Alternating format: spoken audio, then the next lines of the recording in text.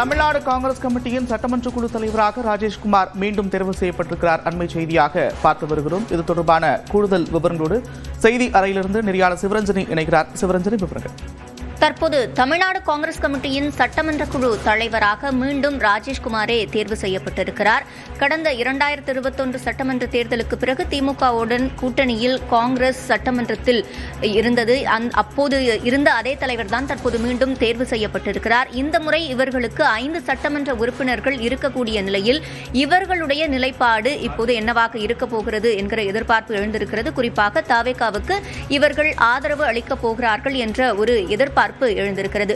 முக்கியமாக தவேகா தற்போது ஆட்சி அமைப்பதற்கு அவர்களுக்கு 11 எம்எல்ஏக்களின் ஆதரவு என்பது தேவையாக இருக்கிறது. தற்போது இது தொடர்பான மேலும் விவரங்களை செய்தியாளர் தமிழரசியிடம் கேட்கலாம். தமிழரசி, விவரங்கள்.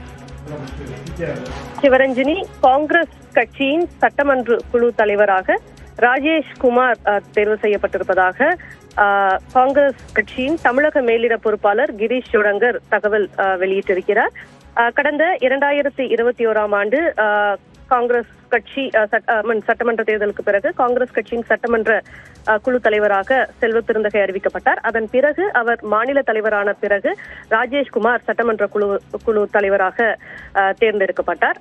தற்போது மீண்டும் 2வது முறையாக அவர் இந்த தேர்தலுக்கு பிறகு காங்கிரஸ் சட்டமன்ற குழு தலைவராக ராஜேஷ்குமார் தேர்வு செய்யப்பட்டிருக்கிறார். இதற்கு காங்கிரஸ் கட்சியின் தலைவர் கார்கே ஒப்புதல் அளித்திருப்பதாகவும் கிரீஷ் ஜோடங்கர் தெரிவித்திருக்கிறார்.